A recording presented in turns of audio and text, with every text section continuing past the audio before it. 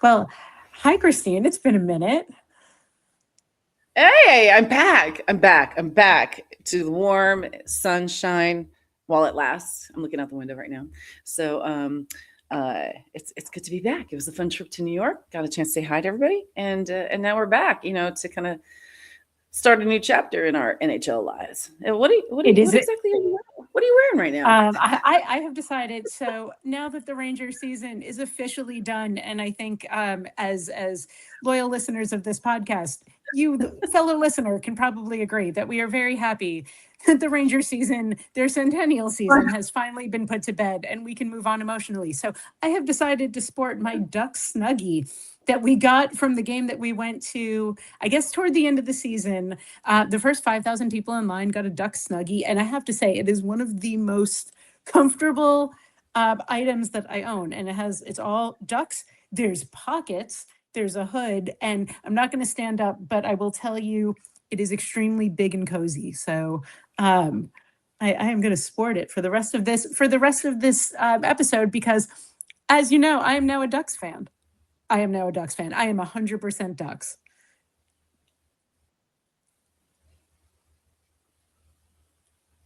You're freezing up a lot, so I just want to let you know that.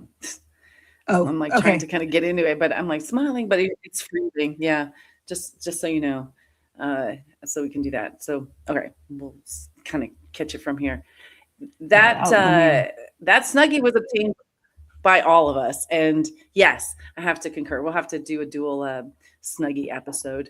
Uh, Oh, yes. Definitely will if the Ducks make it through this first round. So we'll get to that in a minute. I want to just do a quick recap on my trip to New York. So Yes.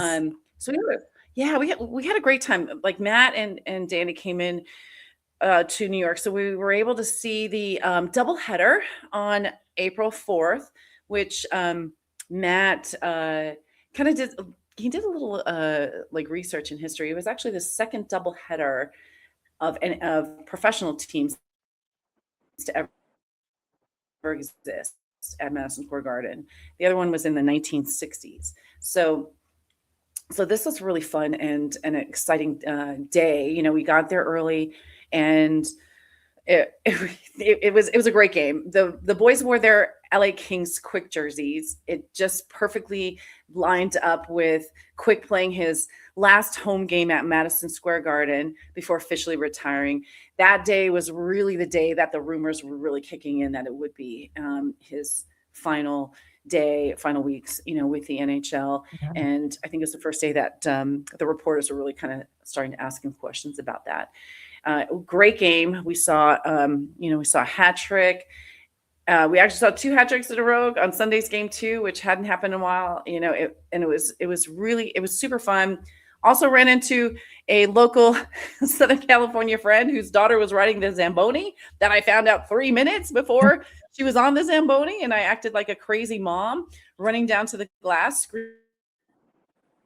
screaming her name, which she could not hear because fact is you can yell as loud as you want into the glass. No, I see my friend Jeremy and his kids and his family. So that was a really exciting thing. I kind of spent a little bit of time telling people I don't live here, she doesn't live here, and we know each other. So I think I was the only one that found that fascinating. So it was about time. Jeremy's a good friend, and his dad has season tickets there. So we finally were able to align, in the New York world, which was super fun. And again, that was just a nice bonus to things. So again, a great win. We roamed around for a little bit, between games. The boys explored, and then we went to the PWHL game, which was so amazing.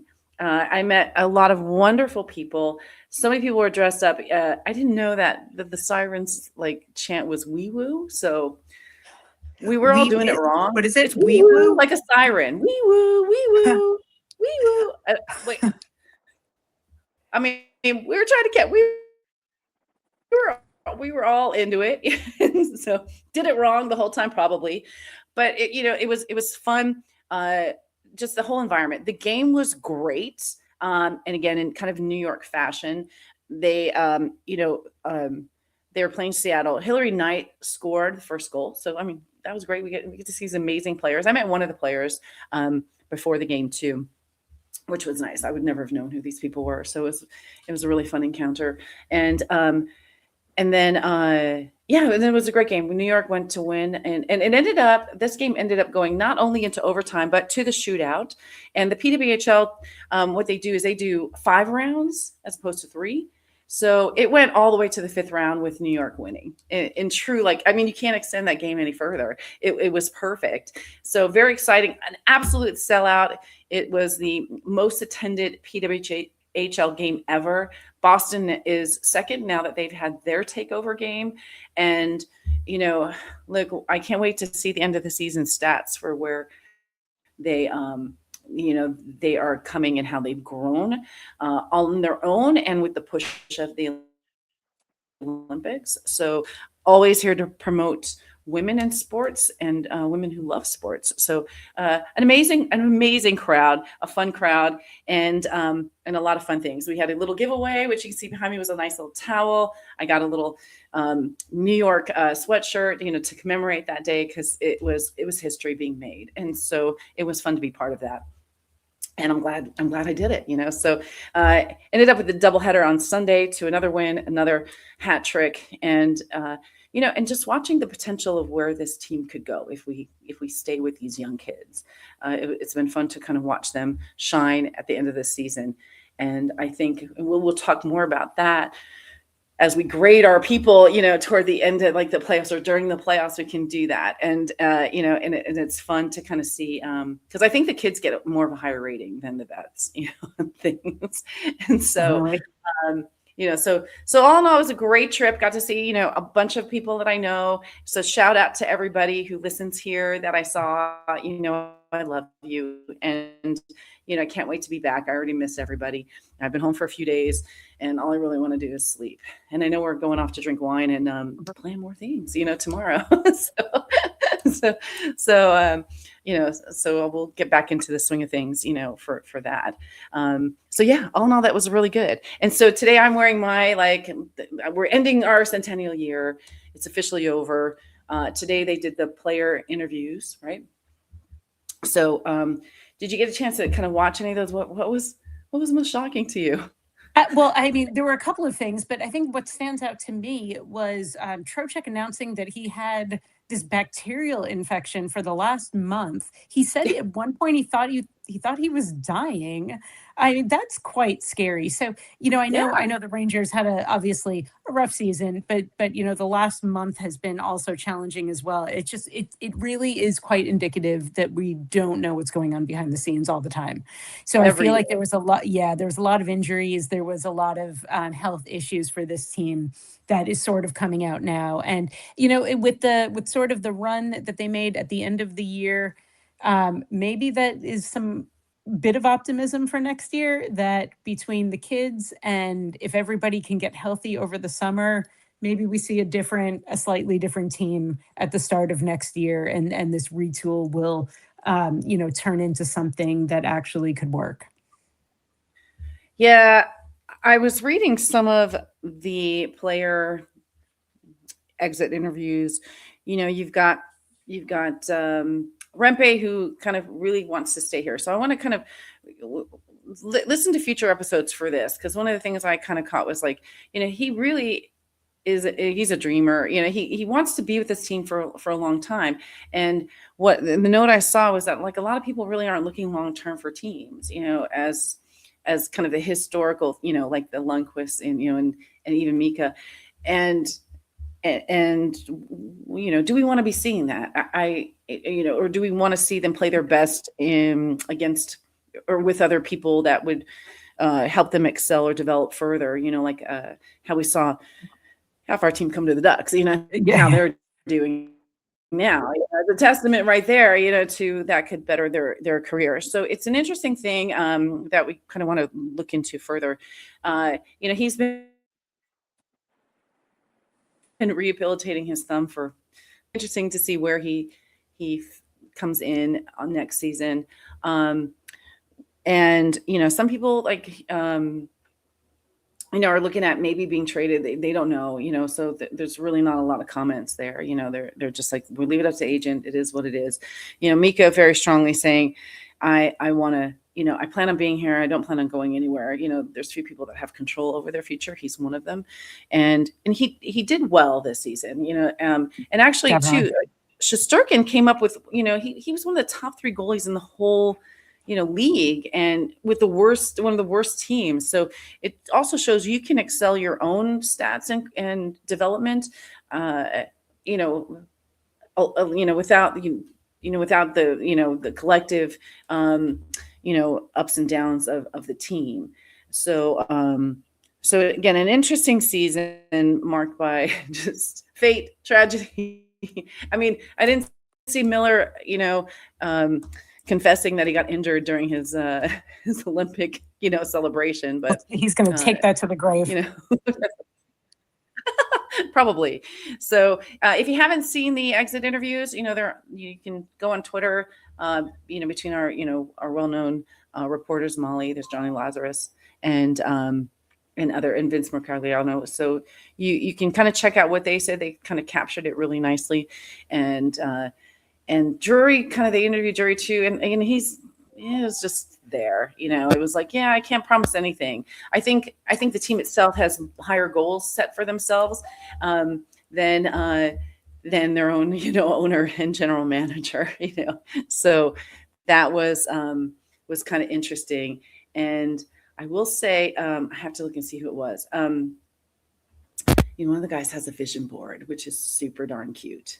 And so, Mika, let's see, we have Mika wanting to stay there. And is it there? So he's waiting to talk, to see, with an agent. So we'll just see what happens. So I like how they're kind of just riding the wave, and see what happens. There's really not a lot they can do, so we'll talk more about the expected trades to come as the draft hits in June, and the trades will to resume for stuff. So go and see. Like, there was I forget who is it. Oh, it's Melosh. So yeah, he has a vision board, and I think that's really cute. All the young guys had a chance to do that. I should have asked. Oh, I will add in. I did have an opportunity to meet Noah Laba, and I will say, I did ask him a few questions. It was really cute. He's cute. I asked him what his expectations were for next season, and he told me he wants to just explore the city more. So, and I was like, oh, is that it? Like, not hockey stuff? Nothing hockey related in that. He's like, I want to score more, which is cute. But he's not, he's not from there. He's kind of living upstate a little bit. So so I think for a young kid like that, there's so much to explore in the city, and that was a really cute and honest answer for stuff. I also asked him, who he's, since he's been in, who he's most excited to be playing with and against, and he did give some shout outs to Panarin and Quick, and in his current team. And when asked who he most enjoys playing against, he said basically anybody that plays with the Red Wings. So now we kind of know, and we look forward to, playing the Red Wings again. He also got in his first fight on Sunday, so, or maybe not first one, but then got into a good fight, and he was like, "Yeah, I'm fine." It was all good. So it's a little bit of time with him, and that was really, really fun. So that was a nice little catch up too. So we're looking definitely more to seeing him and these young kids play. So we'll definitely follow them through the summer. So so we've got that, and what else we have? It sounds like it was a positive way. It sounds like it was a positive way to end out the Ranger season. I mean, I think as a fan, when we're looking toward next season, they can't get much further down. So I think we'll know quite quickly what version of this team is going to show up next year. But I'm so glad that you were able to be at some of the last home stretches. It's awesome that you got to see the Sirens play. That is a once in a life. Well, maybe not once in a lifetime, but seeing the Sirens at Madison Square Garden is very cool on the That was same great. day as the Rangers. That's absolutely amazing. And now we can sort of turn our attention toward the NHL playoffs, where because our main team is not in it, we get all of the fun and none We of get all the the other, stress. we get all the other teams. I know, it's like there's more. There's Highly, more. There's highly so much recommend. more. I mean, 2 Highly seasons recommend. ago, like 2 and 3 seasons ago, when we first started this, we were So done. stressful. We So were done. stressful. We were done. Well, we were actually made the playoffs, so we got to talk further. So there's so much more. We definitely are not done, with that. So And I will just add, for anybody who we've got the last few games like playing tonight. I guess basically everyone's done. And I'm just going to say, for anybody who might be brand Go new to ahead. Double D-Fense, because I'm sure you met some very interesting people in New York, and there might be some people listening for the first time. We are a hockey podcast. We are based in Southern California, so we happen to be in very close proximity to two of the teams who have managed to make the playoffs for the West this year, and that is the Anaheim Ducks and the Los Angeles Kings. And we will be absolutely following them because in as it goes with hockey, our favorite Rangers players have been traded to both of those teams. So we do have a little skin in the game for both the Ducks and the Kings. And I do want to remind Ranger fans that if the Kings make 2 rounds of the playoffs, we get the Rangers get a 3rd round draft pick that becomes a 2nd round draft pick because of the Panarin trade. So even Rangers fans are a little incentivized to see the Kings move forward in this process. And me personally, I just want to see Chris Kreider potentially win a Stanley Cup. So that's why I'm a Ducks fan, and for a lot of reasons. But they do have a battle.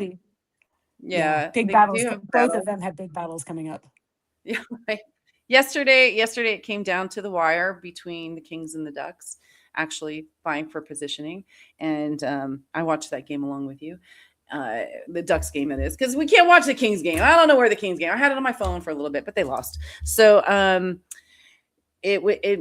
and with the Oilers, I mean, there really was a chance where Ducks could get home ice advantage, but the Oilers won. The Ducks will play the Oilers, which will be interesting. And the Oilers seem to come out blazing in the first round, as the Kings are very, very much aware, because they tend to beat the Kings every time. So I know that some people, I wanted the Kings to play the Oilers, just because I felt like they would have better luck this year, especially with Panarin in there. But the Kings will play the Colorado Avalanche, which, with them blazing through the whole season like they did, both will be an interesting round. We're going to have focus on that for sure. We're going to try to get to a couple of these games too, if we can. And look, and also just to add in some historic thing, like my family's a Kings fan. We've had season tickets to the Kings, for 15 years, and we don't have them now. But this is where I've watched Quick since the beginning. So with Quick retiring, I'm one of the few people that has been honestly a fan of his ever since he started. So 19 years in the league, we watched him come in, we watched him play in the NHL before. So it's been a long run, and and I'm so happy for him to kind of go off like he did, so that was good. So who else are you looking in watching in the playoffs? Buffalo's an interesting team this year. I mean, obviously they are from New York, so there's part of me that's like, okay, I would be very curious how this goes. They've struggled for a long time. This might be their season. They have the draft coming up in Buffalo in June, so maybe there's like a little bit of synergy going with Buffalo this year. I could see them riding some momentum through the playoffs, because the East was weird this year. The East had a lot of teams that almost made it, didn't quite make it. It just felt like there was a lot of meh, and whoever is going to be the best of the meh is going to be very successful. So I have my eye on Buffalo. Obviously, the Ducks. You cannot rule out Colorado, because they have just been a force to be reckoned with this entire year. It's actually been almost boring to follow them because they were always winning. And you have to look at Edmonton also, because is Edmonton finally going to go, we've come so close the last couple of years. Is this going to be the year that they just, throw No, everything that they can at no, these rounds of playoffs and try to make no, it through? no, no. I'm not with That's you on fair. that one. I'm, I'm I'm like, just nope, asking I'm the good. question, not saying it's going to happen, but after But who are you? it's It's who almost we're like watching. a now or never, because you're not going to have that same core group. The longer this goes on, this is their chance to do it, and maybe they know that. So, just curious. That's the point of every season when people start to compare stuff. None of these teams will be the same team next year, between whoever's retired. I mean, coaches. We saw changes in coaches. Let's look, just to kind of point out. We saw coaches from several teams. The Oilers, the Wild, Sens, St. Louis, the Kings. All fired their coaches. And kind of started again. So none of these teams are going to be the same. So who's a strong. I mean, look, I'm glad the Panthers didn't make it. So again, even though we didn't make it, the Rangers, meaning neither did the Panthers, and they were all smack talk starting the season. So it wasn't just us. And you're right. Like the East Coast was so wonky this year. The West Coast was a lot more. Really battling it out. A lot of fun memes I kind of shared too with this race for these playoff spots and positioning too has been fun to watch. And I'm hoping, like, now I hope that every series goes 7 games. So that's what we're watching. I'm kind of rooting for Buffalo the whole way, and then I'm gonna support. We're gonna joyfully, be rivals between the Ducks and the Kings, and root for these guys against these other teams to see how far we can watch these guys go, and then we'll kind of keep tabs on the other guys and see who I like, and how they're playing. So it all begins tomorrow, and I think the Ducks play Monday, right? Yeah, I think the Ducks. I think the So Ducks kick off Monday. I think the Kings kick off Sunday. Sunday night. yeah, so we're ready for it, and we're excited for everything. And the brackets are also starting. So if you're doing brackets, get your brackets in, get your Yeah. best guesses. I am the worst at that, so I'll throw my bets down, and then I will lose. Well, it's hard to emotionally do a bracket versus practically do a bracket, because you have the teams that you want to see go, and then maybe it's not as realistic. That's always what I've run into. You got to go with your heart, like Buffalo's going to be there in the finals, like winning, and then I got to work my way backward. So I'm going to try. There's heart, and there's gut. So those two things are very much opposed when I do a bracket. I'm always going to go with my heart. So that's really super fun. So we'll do some polls and see, like, looking out and see what who you guys are wanting to see, and who you think is going to go the farthest. It'll be an interesting poll to kind of to see where we're at with that. I also don't want to get through our session today without honoring Anze Kopitar, who is going to continue. Quick is done. He's now probably getting plane tickets to a nice vacation. That's well deserved. I bet. Rumors that Ovi was going to retire. We started seeing them circulate. I don't know if you watched any of those games where they were like trying to do handshakes, and he's like, "No, I'm not done." So I think we're going to see him go one more year and kind of take that credit like Anze did, and kind of just enjoy the whole circuit and do that final lap with everybody. So that'll be the thing that we're going to watch next season. But definitely props to Anze Kopitar. What a wonderful run, well-liked player across the league, and well respected. And also back on quick. I don't know if you watched that last game, with Florida, which was wonderful, to watch everybody wait for him, and Gavrikov had to pull him back out, and so he's so sweet and humble. And I wasn't crying. I might have been a little misty watching that. you were cutting some onions. I was visually impaired for a little bit, just enjoying that.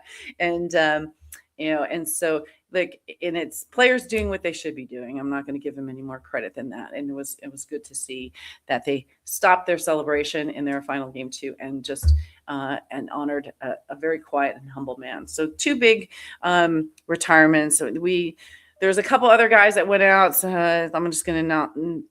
Craig Smith from Detroit, Jack Johnson, Colorado, Cam Atkinson, who played with Tampa, but retired as a Blue Jacket.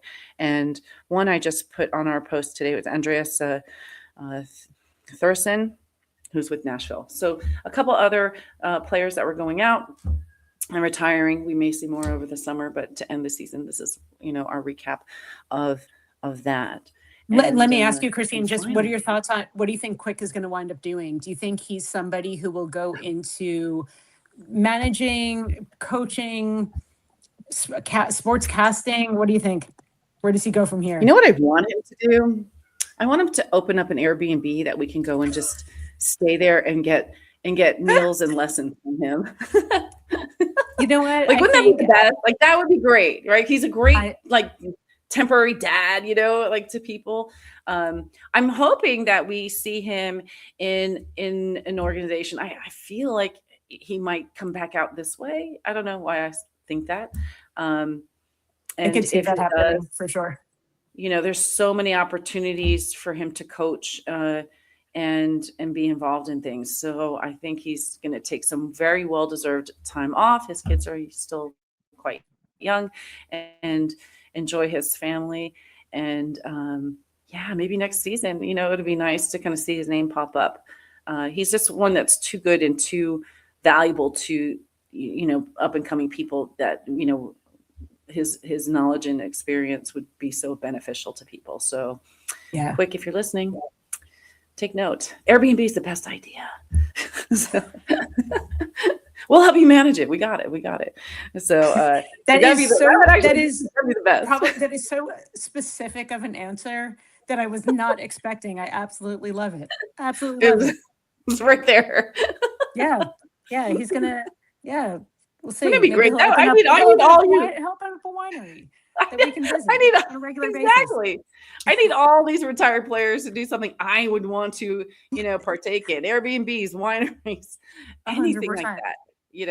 I mean, teach me to skate. That would be great. So just putting it out there in the universe. We'll contact your agents over the summer, see what we can do and work out.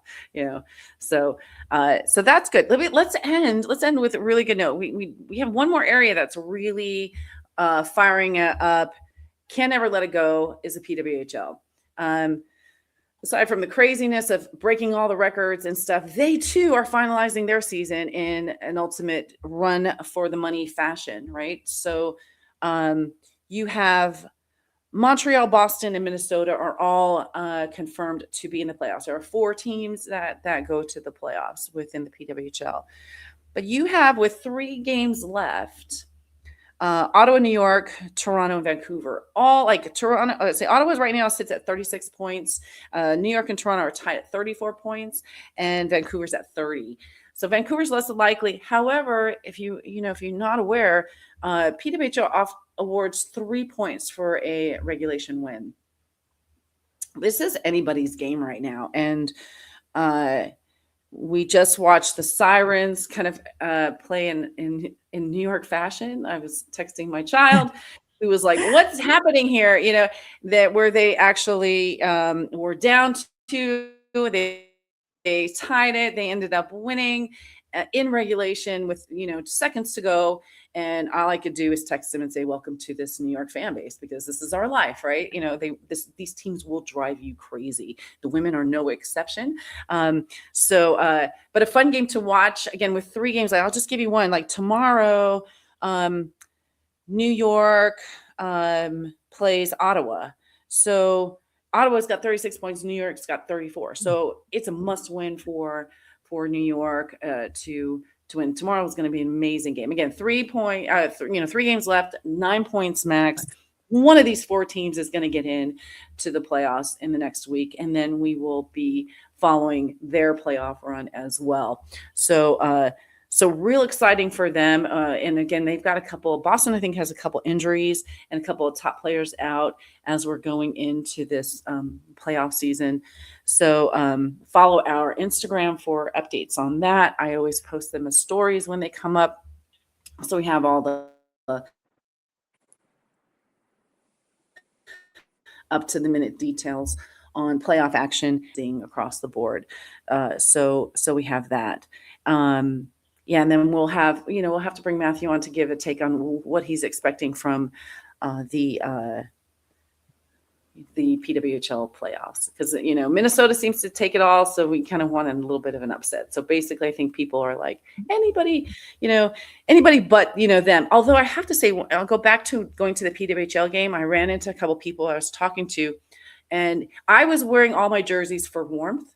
So, because I got a little cold, so I had my Ranger jersey on, then I had my PWHL jersey on, and then I put my sweatshirt on over it just to stay alive at the end of the night because it was cold that day. It was nice in the beginning, then it kind of rain came out of nowhere, and then by the time we got out of the second game, it was freezing. But it's funny, and we're kind of talking about more maybe into the summer. This league is so new. There's people who don't really not like other teams. They just like everybody, So, I ran into a couple of people who had a couple jerseys. They're like, I got my New York jersey under my, my Toronto jersey. I got them all, So it's really fun. They do have favorite players. Their players are getting traded to different teams because it's still so new. And they're I'm finding most people are liking, like everybody. So they really haven't developed that hatred, for other teams. The only thing maybe rivalries yet. Yeah. Yeah, it's so fun. So not a lot of bigger rivals. I think it's starting. So it'll be good to kind of pull some other, PWHL fans and see kind of what's developing. Again, the only other thing is that Minnesota seems to win a lot of it. So they want to see some teams getting a little stronger to kind of put up a better fight.